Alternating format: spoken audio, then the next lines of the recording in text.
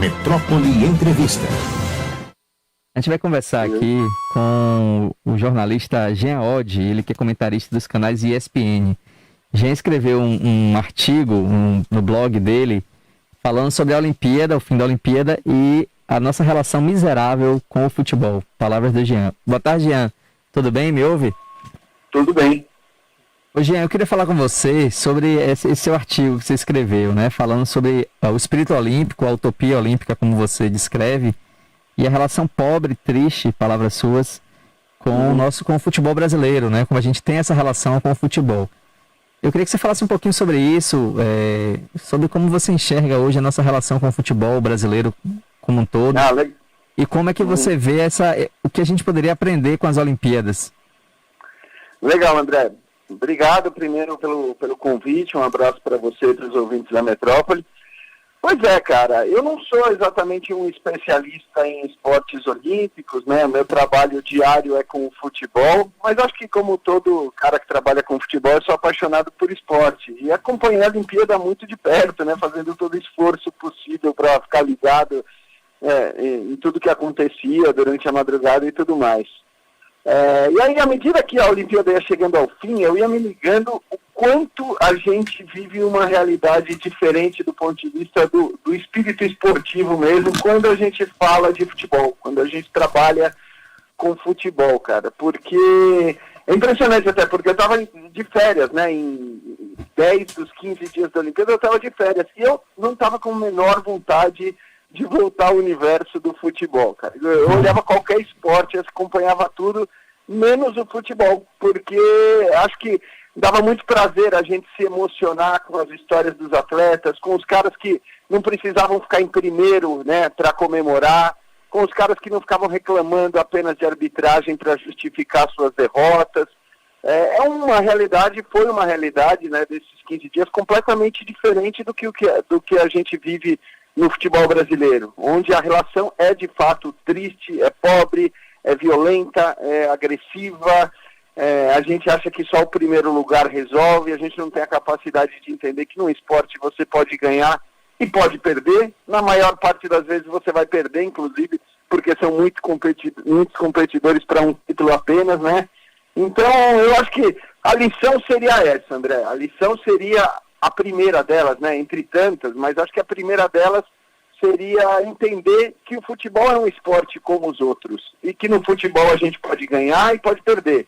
E se a gente perder, a culpa não vai ser sempre da arbitragem, e que se a gente chegar numa final e não for vitorioso, aquilo ali de alguma maneira pode ter sido fruto de um bom trabalho também, então não é preciso ficar buscando desculpas, não é preciso ser agressivo no dia a dia. Quando você comemora um título, você pode curtir o seu título sem querer, acima de tudo, cuspir ódio em rede social. Enfim, cara, é uma realidade muito triste que a gente vive no futebol hoje, na minha visão, pelo menos, e eu te confesso que está sendo difícil, sabe? Essa transição do final da Olimpíada para voltar a viver o dia a dia dessa estupidez que a gente vive no futebol brasileiro, acima de tudo, porque eu não acho que isso seja um fenômeno mundial, não.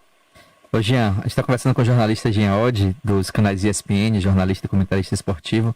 Tem um trecho no seu artigo que você fala sobre a supervalorização das derrotas e cita como a imprensa esportiva é parte disso também.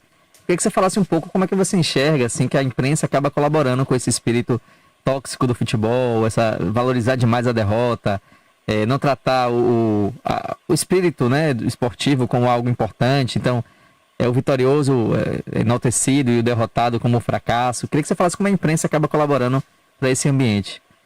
Ah, legal. Eu acho que é um aspecto importante, porque senão parece que a gente está falando só de dirigente, de jogador, de torcedor, e não. A imprensa tem uma parte muito significativa nisso, André. Eu acho que o que acontece hoje é o seguinte: você precisa ser contundente para ter audiência, né? A verdade é essa. E em qualquer meio. Estamos falando do título de um texto na internet, estamos falando de uma fala na televisão, de uma fala no rádio que depois pode repercutir nas mídias sociais e tudo mais. Então eu acho que o que acontece hoje é que a gente faz isso, a gente supervaloriza as derrotas, a gente precisa tratar como vexame, como vergonha, derrotas que às vezes são derrotas que fazem parte do esporte. Porque, como eu disse, o futebol é um esporte como qualquer outro. E você pode ganhar e você pode perder.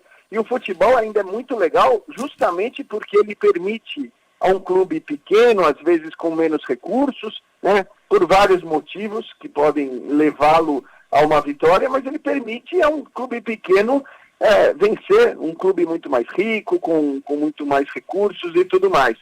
E a gente parece estar perdendo a capacidade de entender isso, que isso é uma das coisas mais legais do futebol. Eu não sei nem se é perdendo a capacidade de entender, ou se, na verdade, como eu te falei, é uma questão meramente populista, né? De você querer ter audiência. Então, quando você diz que foi um vexame, que foi uma vergonha, que o técnico precisa ser demitido, que aquilo ali não é algo digno de um clube como o Flamengo, o Palmeiras, o Corinthians, o São Paulo, o Santos, o Bahia, ou quem quer que seja, né? Você sabe que você está falando de maneira contundente, que aquilo pode repercutir.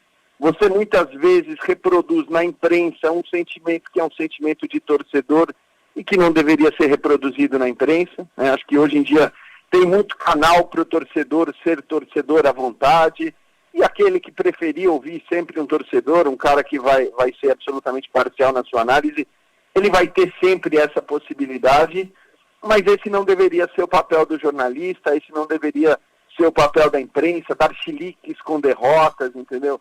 A gente vê muito isso hoje, jornalista dando chilique com derrota de time, em geral chilique com a derrota do seu time, porque eu acho que a coisa está se confundindo. A gente vive um momento de transição aí da produção de conteúdo e a coisa está se confundindo. Pelo menos na minha visão, o papel do jornalista não deveria ser esse, né? Verdade. Agora, avançando na discussão, Jean, a gente viu também no futebol brasileiro, né, nessa Olimpíada, uma cena que foi lamentável, né, ou bastante complicada de a gente analisar. Os jogadores da seleção brasileira ganharam o ouro olímpico, mas na hora de subir no pódio, eles amarraram o agasalho do COB, do Comitê Olímpico Brasileiro, na cintura para valorizar o uniforme da Nike, né, da CBF. Como é que você viu isso e se você acha que isso também faz parte um pouco dessa sua análise de que o futebol brasileiro está em passos complicados, enquanto os outros esportes demonstram gestos mais positivos? Se você acha que o futebol brasileiro também está nesse descompasso e esse gesto acaba demonstrando também muito disso? Então, eu acho que tem essa diferença enorme, né, entre a maneira como todos nós tratamos o futebol e as outras modalidades, e acho que disso que eu falei nesse último artigo no site da ESPN, e é curioso você tocar nesse assunto do recebimento da medalha e do pódio do futebol, porque é o texto que eu estou subindo em meia hora ali agora no site. Ah, que maravilha. Eu acho que é um caso um pouco diferente, André, e te explico por quê. Os jogadores de futebol da seleção brasileira, a gente sabe, eles nunca foram conhecidos, ninguém espera nenhuma postura deles do ponto de vista social ou político, mesmo que a gente esteja falando de política do esporte, tá? Então eu acho muito provável, acho bem possível e muito provável que alguém tenha chegado para eles e dito, seguinte, pessoal, não queremos que vocês coloquem os casacos quando vocês forem subir no pódio, tá? É camisa da seleção e só. E eles simplesmente acataram, como eles costumam fazer com tudo. Os jogadores de futebol no Brasil, por uma série de razões, não são caras contestadores, né? Eles simplesmente fazem o que é pedido para eles e não contestam. A gente viu o episódio todo da Copa América durante a pandemia, que eles ameaçaram falar. Até ensaiaram, né? Ensaiaram um manifesto e acabou não dando em nada. Um manifesto, um boicote também à competição e acabou não vingando, né? Exato.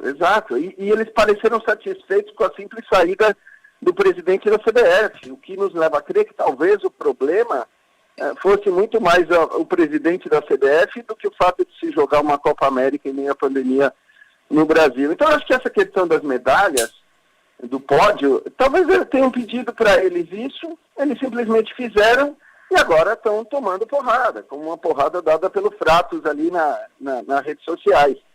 O problema, para mim, é maior até, porque essa falta de posicionamento deles a gente sabe que é normal e que eles são meio alienados mesmo, e muitas coisas, repito, nem acho que seja culpa deles, é culpa de uma formação e tudo mais, mas aí isso é uma outra história. Agora, para mim o problema é o Daniel Alves, dar a resposta que deu, entendeu? Querer dar a respostinha que ele deu, daquele jeito, quer dizer, inflando o peito para se dizer capitão da seleção e a partir dali dar uma resposta que não responde absolutamente nada, porque o texto do Daniel Alves no Instagram, para mim, não explicou absolutamente nada, mas satisfez aos seus companheiros que foram lá rapidamente elogiar a sua resposta vazia. Ô Jean, a gente conversa aqui com o jornalista Jean Oddi, comentarista da ESPN Brasil. No seu texto, você fala do futebol como um todo, né?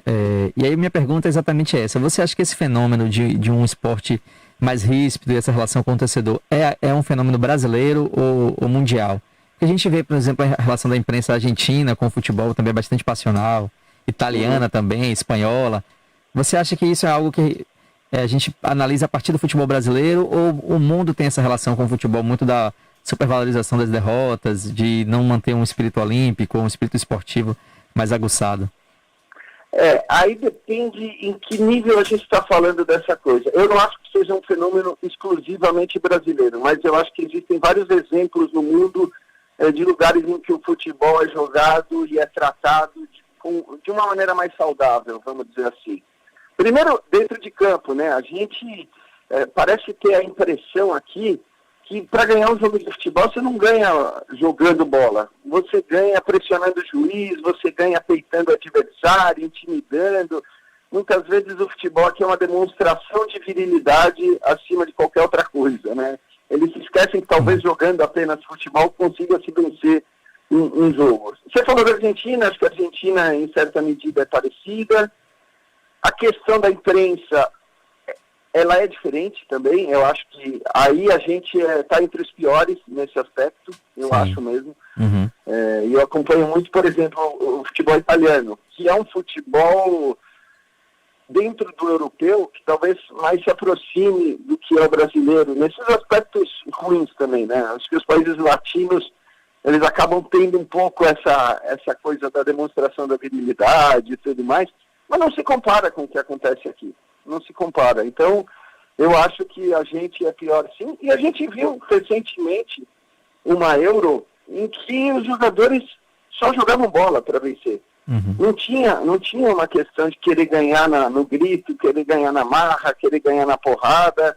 A gente viu uma semifinal entre dois países que talvez sejam, né? E aí estou citando dois países latinos, mas dois países que talvez sejam aqueles mais próximos da realidade brasileira. E ainda que sejam os mais próximos, são muito distantes. A gente viu o que foi a cordialidade e o fair play o tempo todo entre italianos e espanhóis naquela semifinal. Então, eu acho que a gente pode melhorar muito sim e que estamos entre os piores nesse aspecto, André. Você citou, Jean, algo muito interessante, assim, porque você falou como esse espírito do torcedor, da imprensa como um todo, tem refletido na forma de jogar do futebol brasileiro. Até os anos 80 ali, o futebol brasileiro é conhecido como futebol arte. A Copa de 82 é uma grande representação disso, né? O time que jogava bonito, os volantes sabiam jogar. E a gente vê um avançar nos anos 90 que são volantes brucutus, ou um futebol de marcação, o futebol brasileiro perdendo essa excelência da qualidade do toque de bola, da finalização. Você acha que hoje a gente atinge esse auge desse empobrecimento dentro de campo e isso tem muito relação com todo esse contexto que envolve o futebol brasileiro? Eu acho que assim, a evolução tática, ela era e é necessária. Não adianta e não vai adiantar a gente achar que vamos ganhar apenas na qualidade individual do jogador, né? Só no talento, só no improviso. Hoje em dia é muito difícil que isso aconteça. E a gente tem exemplos recentes no futebol, a Alemanha campeã do mundo, que não tinha nenhum craque. A própria Itália, campeã dessa Euro, estava longe de ser a seleção mais estrelada, mas era uma seleção muito bem montada taticamente. Então, acho que a gente, assim, claro, não pode confundir as coisas e achar que ganhar no futebol é ganhar apenas com talento. Não. Ganhar no futebol é ganhar com talento, e a gente tem mais do que os outros esse talento, então a gente tem que saber explorar esse talento, que talvez, por exemplo, a seleção italiana campeã da Euro não tenha, mas conseguiu se superar no aspecto tático. A gente tem que crescer taticamente, mas isso é uma coisa. Eu acho que a tática, ou se preocupar em ter volantes no time, mas não volantes que sejam brucutu, como você falou, isso tudo é essencial.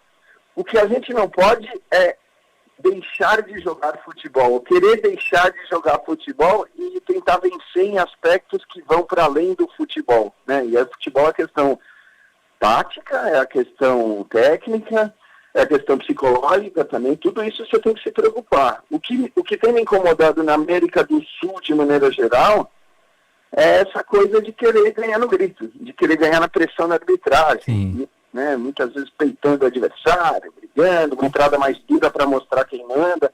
Isso é bobagem. E acho que é bobagem até mais para a gente, né, para os brasileiros, porque a gente hoje, num cenário sul-americano, tem mais qualidade técnica do que os adversários, que os rivais, até porque tem mais condições de fazer investimento nos seus times. E é curioso, Jean, como em algum momento a gente passou a romantizar esse futebol mal jogado, né? Eu lembro que algumas propagandas da Libertadores ou da Sul-Americana, esse jogo ríspido, essa catimba, o jogo feio, era tido como algo positivo, como algo, isso é do futebol sul-americano, isso que nos define.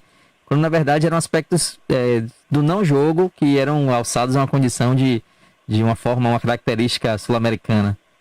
Perfeito, cara. Isso aconteceu e acho que ainda acontece em alguma medida demais. Muito também por alguns. Assim, tem jornalista que gosta de exaltar isso, entendeu? Né? Que aqui é o tal do Nutella e coxinha, né? Sim, vazar de campo, agressão, peitar árbitro. É isso, você chamar de Nutella o futebol que você não bate no adversário, que você não vai querer ganhar fazendo antijogo, é uma grande bobagem. Se for assim, que o futebol seja mais Nutella. Se o futebol da Euro é o futebol Nutella, que seja mais Nutella, entendeu?